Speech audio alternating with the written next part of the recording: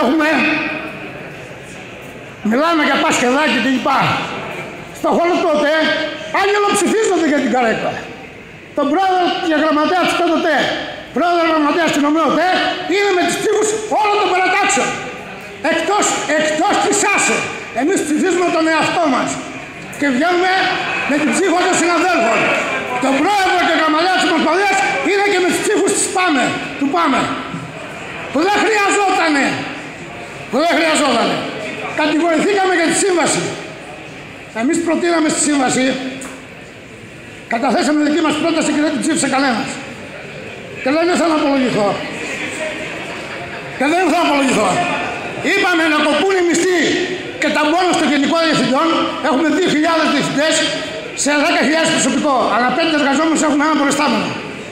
Είπαμε να κοπούν οι μισθοί των διευθυντών, να κοπούν τα μπόνους που παίρνουν τα τεράστια ποσά. Παίρνει ένας πνευματάρχης, παίρνει 800 ευρώ επειδή του μαθαίσεις. Είπα και για τους μισθούς του Προέδρου και όλα αυτά, να κοπούν όλα αυτά και να δοθούν αυτοί τους εργαζόμενους και αυτή την πρόταση καταθέσαμε και τη βάλαμε στην ψηφοφορία και πήρε μόνο τους ψήφους μας. Αυτή ήταν η σύμβαση.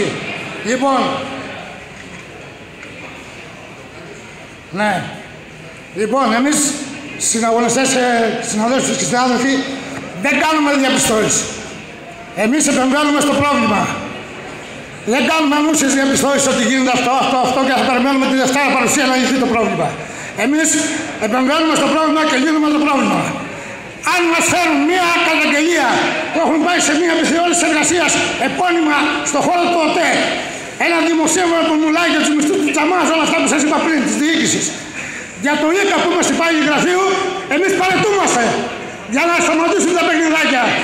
Να σταματήσουν τα παιχνιδάκια. Γνωριζόμαστε. Και αυτά είναι λίγα που σας είπα. Δέστε στην ιστοσελίδα μας, διαβάστε τι έχουμε κάνει, γιατί ψάχνουμε να βρούμε μία εφημερίδα να κάνουμε ένα δημοσίευμα, που τα δελτία τύπου τα στέλνουμε σε όλες τις εφημερίδες, ψάχνουμε να βρούμε στον δρόμο ένα βουλευτή να κάνει ερωτήσεις. Και δεν τολμάει κανείς να κάνει ερωτήσεις για όλα αυτά τα σοβαρά θέματα. Πώς θα σταματήσουμε τα ξεπουλήματα της ΔΕΗ, των νερών, των εμφολίων, όλα αυτά που γίνονται. Εμείς σε αυτό το δρόμο θα συνεχίσουμε.